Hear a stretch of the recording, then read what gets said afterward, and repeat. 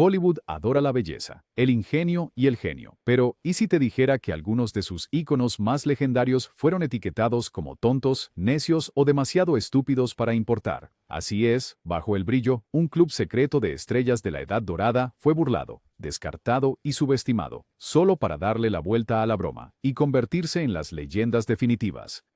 Wina, ¿alguna vez te has preguntado a quién ridiculizó la industria y quién se rió al último? Abramos los archivos de la vieja Hollywood y veamos qué tontos reescribieron las reglas para siempre.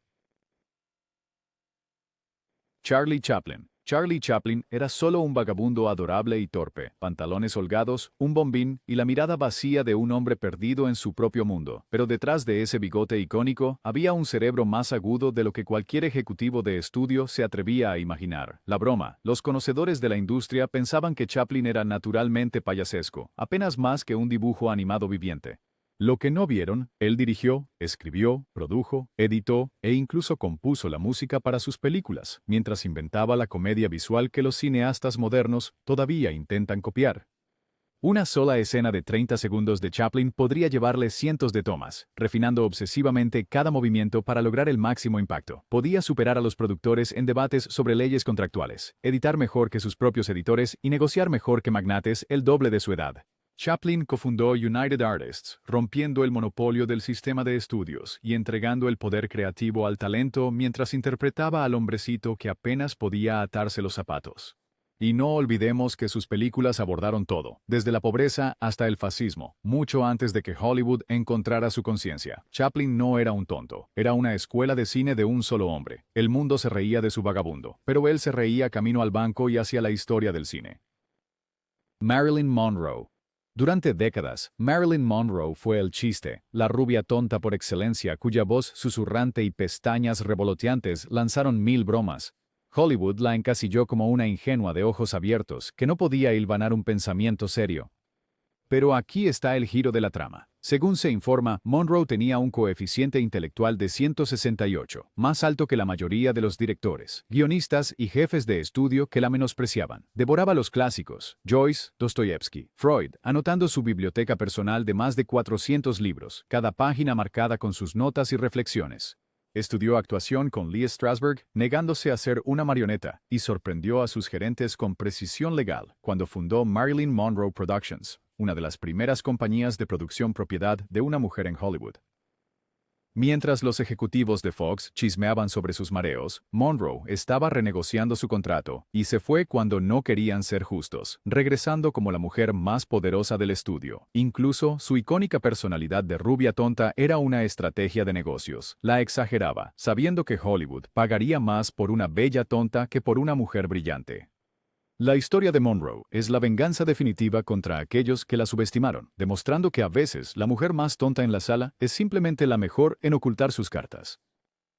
Judy Holliday. Judy Holliday ganó un Oscar por interpretar a Billy Dawn, la adorable tonta en Nacida ayer, y el público simplemente asumió que la personalidad era real. Los columnistas de chismes la llamaban una tonta de la vida real e incluso sus compañeros de reparto la trataban como un chiste andante. Pero en realidad, Holliday tenía un coeficiente intelectual que podría freír el cerebro de la mayoría de las personas, supuestamente 172, con una tarjeta de membresía de Mensa para probarlo. Su talento para los idiomas, la memoria y la música estaba fuera de serie. Podía memorizar guiones enteros de una sola vez, cambiar entre francés e italiano en medio de una conversación y debatir filosofía entre tomas. Cuando el Comité de Actividades Antiestadounidenses de la Cámara intentó interrogarla durante la caza de brujas de la lista negra de Hollywood, Holliday les dio la vuelta, interpretando su papel de rubia tonta tan a fondo que el comité abandonó su caso, convencido de que era inofensiva. Eso es lo que llamas estupidez armada. Fuera del escenario, Holliday escribía música, poesía, y era una confidente intelectual de algunas de las mentes más brillantes de la época. La mujer que interpretaba a la chica más tonta de la sala era a menudo la más inteligente, y usó cada gramo de eso para burlar un sistema diseñado para romperla. ¿Crees que era tonta? Piénsalo de nuevo.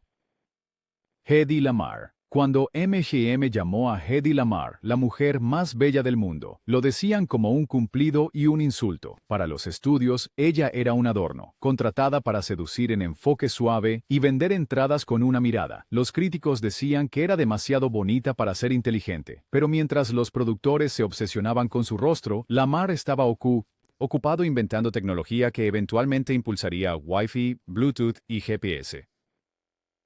Durante la Segunda Guerra Mundial, ella co-creó un sistema de salto de frecuencia con el compositor George Antheil para evitar que los torpedos enemigos fueran interferidos. La Marina ignoró su patente, convencida de que una actriz no podía tener una mente técnica. Décadas después, su innovación fue reconocida como la base de las comunicaciones modernas. Lamar nunca vio un centavo, pero sí recibió premios científicos póstumos y finalmente algo de respeto tardío. Hollywood nunca le perdonó por ser inteligente y hermosa. Las propias palabras de Lamar lo dijeron mejor. Cualquier chica puede ser glamurosa. Todo lo que tienes que hacer es quedarte quieta y parecer tonta. Si tan solo la industria hubiera sabido que ella estaba haciendo posible el futuro entre tomas. Gracie Allen. Para el mundo, Gracie Allen era la reina de la comedia tonta, la mitad despistada de Burns y Allen, cuya lógica destrozada y disparates salvajes hacían llorar de risa al público. Los fanáticos de la radio asumían que realmente era despistada, una mujer que se perdería en una puerta giratoria. Pero la verdadera Gracie era una cirujana cómica, aguda, estratégica y siempre 3 pasos por delante. Ella misma escribió gran parte del material legendario del dúo, perfeccionando un estilo de lógica tonta que requería una verdadera brillantez para ejecutar. Gracie entendía exactamente cómo jugar con la audiencia. Incluso orquestó una falsa campaña presidencial en 1940, usando el partido sorpresa para elevar sus índices de audiencia y convertir la farsa política en una obra maestra de marketing. En una época en la que las mujeres eran relegadas, ella controlaba las finanzas, negociaba contratos y elaboraba cada remate. Y George Burns, su famoso compañero, admitió más tarde: "Yo hacía el papel del listo, pero ella era la genio". La carrera de Allen demuestra que puedes hacer el papel de tonta en el escenario, y aún así dirigir el espectáculo tras bambalinas. La broma, como siempre, era para Hollywood. Lou Costello, inmortalizado para siempre como la mitad adorable y despistada de Abbott y Costello, parecía un hombre adulto atrapado en la confusión de un colegial. Su frase célebre, "Hey, Abbott", se convirtió en un código para la simpleza, e incluso sus compañeros de reparto lo trataban como al tonto del pueblo, pero detrás de ese exterior cómico había un cerebro más afilado que el lápiz de un corredor de apuestas. Costello era un prodigio de las matemáticas. Fuera del escenario, revisaba contratos y detectaba de inmediato las cláusulas ocultas, porcentajes y letra pequeña que pasaban desapercibidos para abogados experimentados. Los conocedores dicen que podía predecir la recaudación de taquilla hasta el último centavo solo con ver las ventas de boletos en la noche de estreno. Entendía la probabilidad tan bien que dejaba sin dinero a cualquiera lo suficientemente tonto como para jugar a las cartas con él entre bastidores. No terminaba ahí. El sentido del tiempo cómico de Costello no solo era natural, estaba matemáticamente diseñado. Medía cada pausa, cada compás, como un cronómetro viviente, asegurándose de que cada chiste cayera perfectamente. Y cuando llegó la televisión, fue una de las primeras estrellas en ver el futuro de la sindicación, asegurando residuales y regalías, mientras otros dejaban que los estudios se quedaran con las ganancias. El adorable tonto que apenas podía mantener una cara seria, era secretamente el hombre de los números que reescribía el balance de la comedia. ¿Quién está en primera? Si le preguntas a los contadores, siempre era Costello. Judy Garland. Judy Garland es recordada para siempre como la estrella emocionalmente frágil, la chica sobre el arco iris que nunca llegó a crecer del todo. Hollywood la pintó como inestable, infantil y en necesidad de rescate constante, mientras que ejecutivos y prensa por igual susurraban que era demasiado ingenua para sobrevivir, pero fuera de cámara, Garland era tan dura como cualquiera y el doble de astuta. Cuando MGM la dejó ir, asumiendo que su carrera había terminado, Garland planeó un regreso tan audaz que reescribió el manual. Apuntó a salas de conciertos prestigiosas, lugares reservados para los músicos más serios del mundo, y las llenó noche tras noche. Garland no solo cantaba, estaba produciendo, comercializando y gestionando sus propias giras, creando un modelo que las estrellas del pop aún siguen. Lanzó su propia serie de televisión bajo su compañía de producción, exigió control creativo y fue una de las primeras estrellas en exigir calidad en grabaciones en vivo y medios.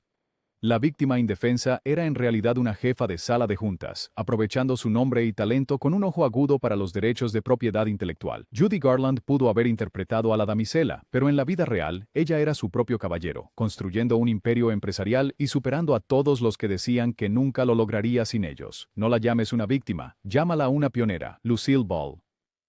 Lucy Ricardo, la reina del caos en las comedias de situación, era el ejemplo perfecto de una cabeza de chorlito. América adoraba verla estropear recetas, enredarse en planes descabellados y convertir cada tarea doméstica en un desastre. Durante décadas, el público confundió a Lucille Ball con su alter ego televisivo, asumiendo que la mujer real estaba igual de perdida en la lavandería. No podrían haber estado más equivocados. Ball era una estratega empresarial feroz y una visionaria de la televisión. Junto a Desi Arnaz, fundó Desilu Productions, pero fue Lucy quien exigió que el programa se filmara en 35 milímetros, asegurando repeticiones de alta calidad y enormes beneficios a largo plazo. Cuando los ejecutivos de la cadena se opusieron, ella negoció mejor que todos y más tarde se convirtió en la primera mujer en dirigir un gran estudio después de comprar la parte de Desi. Desilu produjo Star Trek y Misión Imposible, programas que revolucionaron la televisión, todo porque Lucy ignoró la etiqueta de ama de casa tonta y apostó por su intuición. Detrás de la cara tonta y las caídas cómicas había una persona arriesgada y líder que veía más allá. Lucille Ball demostró que ser tonta a veces es solo un disfraz, y mientras todos los demás se reían de ella, estaba construyendo un imperio que los sobreviviría a todos. Oliver Hardy. Oliver Hardy, la mitad más grande de Laurel y Hardy, pasó toda una vida interpretando al torpe y despistado, siempre exasperado, siempre un paso atrás y nunca del todo en control. El público disfrutaba de sus rutinas torpes y asumía que era un simplón nato. La verdad, Hardy era un polímata oculto, criado por un profesor de música. Hardy tenía formación clásica, componía obras complejas en privado y a veces actuaba bajo seudónimos para que su reputación de tonto no se viera empañada. Mientras Stan Laurel ideaba los guiones, Hardy era el genio de la logística, manejando contratos internacionales y supervisando personalmente los doblajes en idiomas extranjeros del dúo gracias a su fluidez en múltiples idiomas. En el set, los directores quedaban asombrados cuando Hardy interpretaba piezas originales de piano, tejiendo armonías intrincadas que no se parecían en nada al caos slapstick en pantalla. También estaba profundamente involucrado en el negocio, protegiendo los intereses internacionales del dúo y tomando decisiones de producción astutas que los mantuvieron relevantes mucho después de la era del cine mudo. La imagen del payaso gordo era un escudo, uno que permitía a Hardy operar como una potencia creativa y empresarial. La próxima vez que lo veas resbalar con una cáscara de plátano, recuerda, este era un hombre que orquestaba el éxito como un maestro. Marie Wilson. Marie Wilson era la tonta favorita de Hollywood, inmortalizada como Irma Peterson en My Friend Irma, una mujer tan entrañablemente despistada que los fanáticos realmente pensaban que podría perderse en su propio estudio. Los agentes de prensa del estudio destacaban su inocencia, e incluso los ejecutivos de la cadena la subestimaban, pero Wilson estaba jugando al ajedrez mientras todos los demás estaban atrapados en el 3 en raya. Wilson no era solo una intérprete, era una pionera en los negocios. Negoció una parte de la lucrativa comercialización del programa, algo inaudito para las actrices en los años 1940. Cuando la serie pasó de la radio al cine y la televisión, se aseguró de que su nombre y sus ganancias la siguieran. Su actuación de rubia tonta era tan convincente que incluso los negociadores experimentados bajaban la guardia, pensando que firmaría cualquier cosa. En cambio, Wilson revisaba cada contrato ella misma y contrataba rutinariamente a los mejores abogados para superar a los estudios. Sus instintos creativos eran igual de agudos. Wilson colaboraba estrechamente con los escritores para perfeccionar la mezcla de malapropismos y corazón de Irma, asegurando que el personaje se mantuviera adorable y rentable en todos los medios. Fuera de pantalla, invirtió en bienes raíces, construyó una red de seguridad financiera y se convirtió en una de las estrellas más seguras de su época. El gran acto de Marie Wilson, dejar que todos creyeran que era la persona más tonta en la sala, hasta que cobraba los cheques más inteligentes de la ciudad. Joe E. Brown. Para el mundo, Joe E. Brown era el tipo con la boca cómicamente desproporcionada, un dibujo animado humano especializado en paletos tontos. Su frase característica, bueno, seré el tío de un mono, parecía hecha a medida para que el público se riera de él, no con él. Sin embargo, detrás de esa amplia sonrisa estaba una de las mentes matemáticas más agudas que jamás haya llegado a Hollywood. Brown dejó la escuela de niño para unirse al circo, pero podía multiplicar números de 4 dígitos en su cabeza y detectar tendencias financieras de un vistazo. Durante el colapso del mercado de valores de 1929, cuando la mayoría de las estrellas lo perdieron todo, Brown no solo sobrevivió, prosperó, creó su propio sistema para predecir movimientos del mercado y sus amigos le pedían consejo de inversión en silencio mientras los profesionales entraban en pánico. En el set, detectaba la nómina. errores más rápido que los contadores, y su cálculo mental una vez resolvió una disputa de varios días en minutos en Some Like It Hot.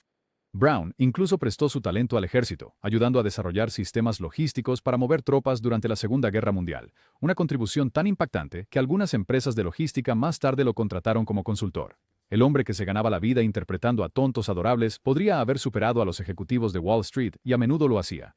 Joe E. Brown es prueba de que a veces la persona más inteligente en la sala es aquella de la que todos los demás se están riendo. Betty Grable. Betty Grable fue vendida a América como la chica con las piernas de $1.000.000, una estrella alegre y sencilla que sonreía para la cámara y no causaba problemas. Las revistas de fans minimizaban cualquier ambición, etiquetándola como solo otra cara bonita en un mar de estrellas. Pero detrás de escena, Grable era una estratega táctica. Notó que sus películas superaban consistentemente a otras en la taquilla y usó ese conocimiento para renegociar sus contratos. En lugar de producir películas sin parar por un pago rápido, Grable limitó su producción para crear anticipación y mantener su precio por las nubes.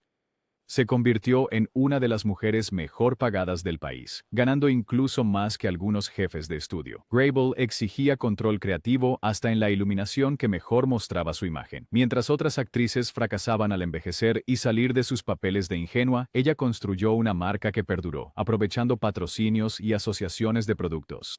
Para cuando se retiró, la fortuna de Grable era la envidia de actores serios que una vez la despreciaron. Betty Grable no era solo un par de piernas bonitas, era una negociadora astuta y constructora de marca que superó a la misma máquina que intentó presentarla como tonta. Red Buttons. Red Buttons construyó su fama interpretando al excéntrico, la voz aguda, el payaso que siempre parecía estar un paso detrás de la realidad. Con frases como «cosas extrañas están sucediendo», se convirtió en un recurso habitual para el alivio cómico, y muchos pensaron que eso era todo lo que había en él. Fuera del escenario, Buttons era una universidad de un solo hombre. Transformaba sus camerinos en bibliotecas, llenas de todo, desde filosofía griega antigua hasta teoría cultural. En los sets de filmación, mientras otros tomaban siestas, Buttons se enseñaba a sí mismo griego clásico para leer a Homero en el original, o realizaba seminarios improvisados sobre el budismo zen. Su intelecto era tan formidable que incluso los eruditos religiosos a veces acudían a él en busca de consejos sobre pasajes talmúdicos. Durante el rodaje de Sayonara, sorprendió al equipo japonés con su fluidez y profundo entendimiento de su cultura. Red Buttons hacía el papel de tonto frente a la cámara, pero vivía como filósofo, erudito y buscador de conocimiento. Hago de simplón para pagar las cuentas, bromeó una vez. Leo a Aristóteles para alimentar mi alma. Si pensabas que Red Buttons era solo otro cómico, piénsalo de nuevo. Era la definición de no juzgar un libro, especialmente cuando estaba ocupado leyéndolos todos.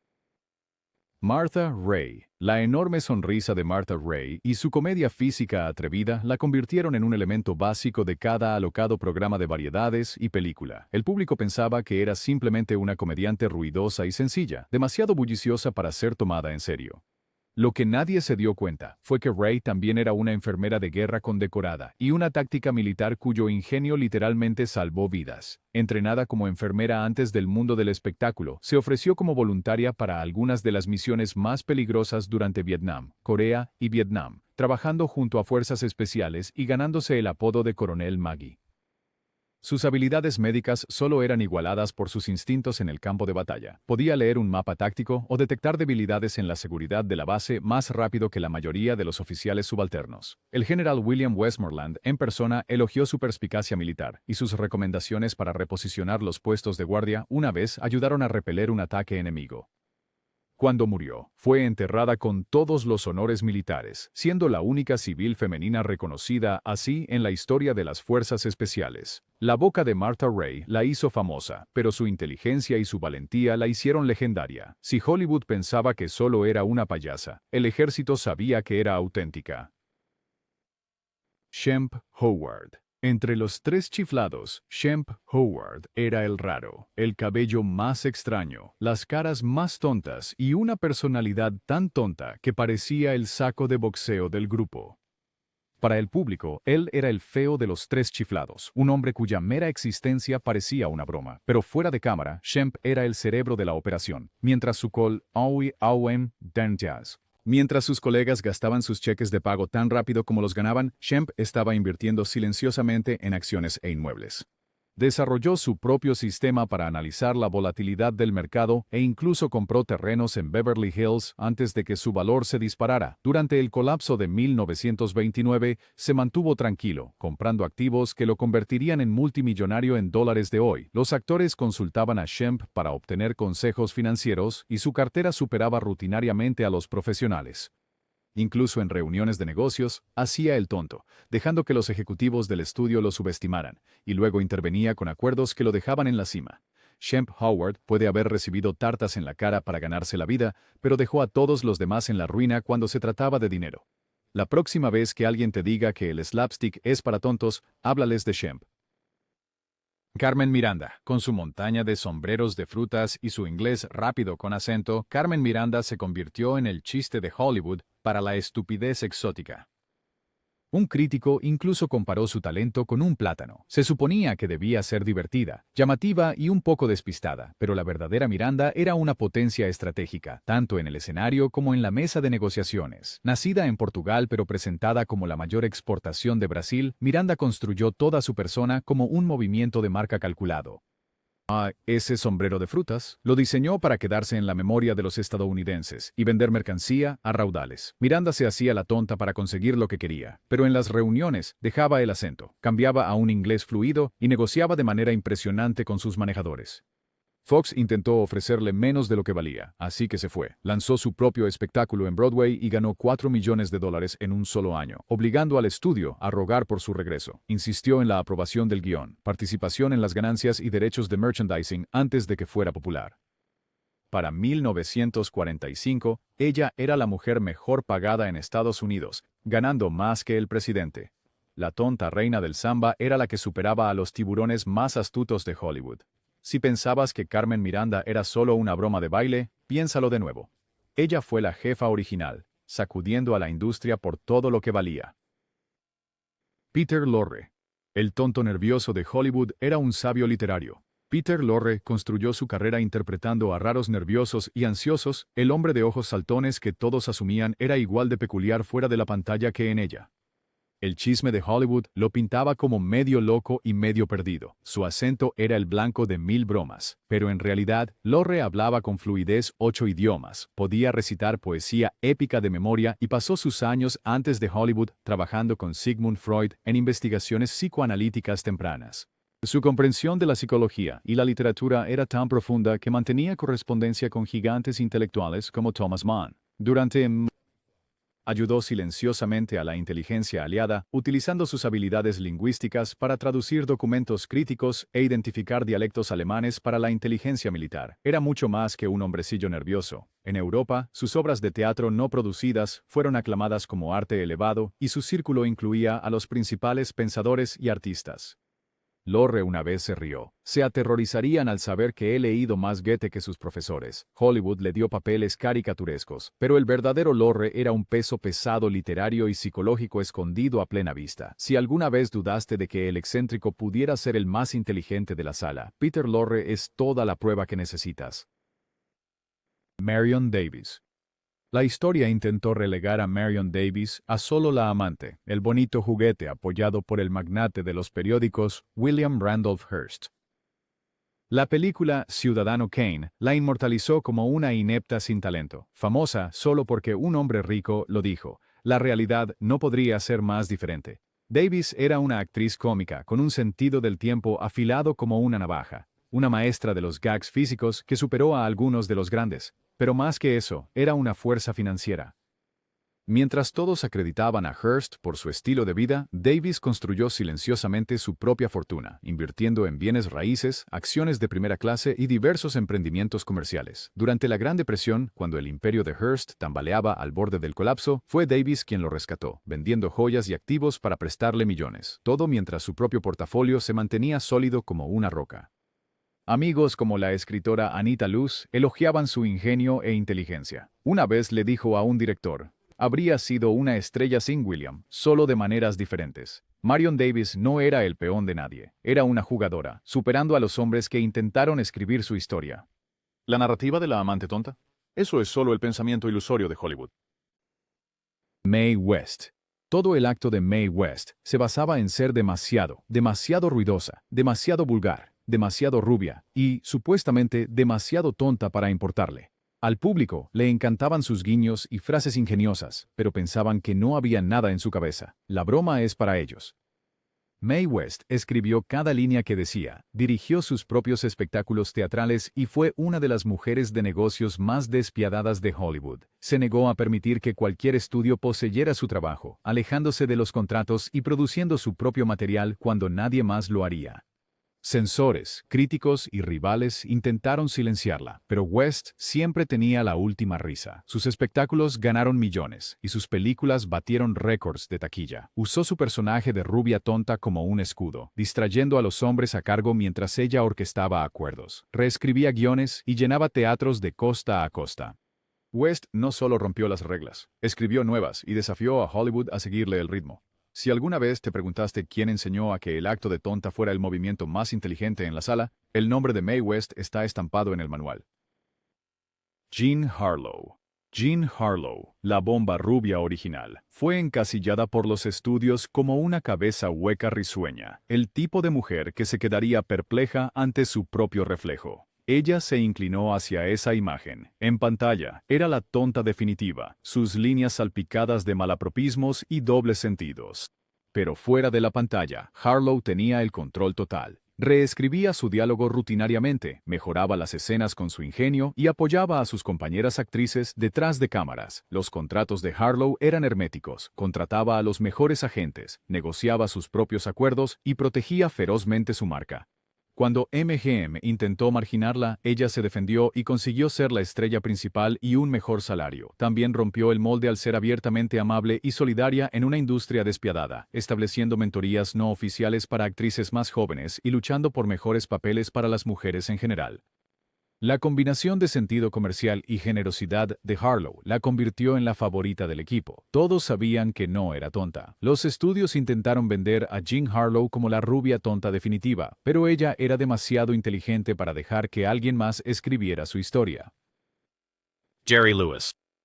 Jerry Lewis era conocido como el hombre niño más salvaje de Hollywood, el comediante espástico de cara de goma cuyas payasadas físicas podían hacer llorar de risa a los hombres adultos. Los críticos lo desestimaban como infantil y sin sentido, incluso cuando sus cifras de taquilla se disparaban. Pero bajo la superficie, Lewis era un innovador técnico, un director y un genio empresarial que cambió el cine para siempre.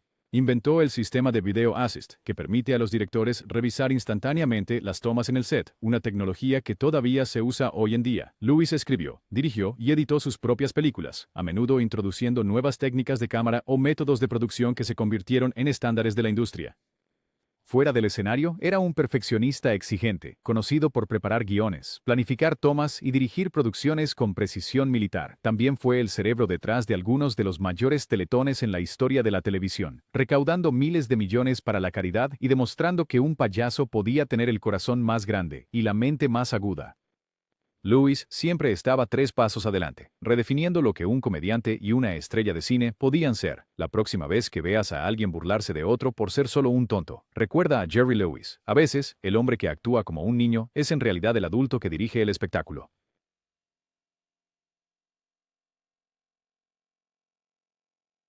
Ahí lo tienen, 21 leyendas de Hollywood que llevaron la etiqueta de demasiado tontos como un disfraz y la convirtieron en un arma secreta. Estos supuestos tontos superaron a la industria, reescribieron las reglas y dejaron a sus críticos atrás. ¿Cuál te sorprendió más? Deja tu elección en los comentarios. Y si te encanta ver la verdad detrás de las leyendas, dale a me gusta y suscríbete porque en Hollywood y en la vida, el movimiento más inteligente podría ser hacerse el tonto.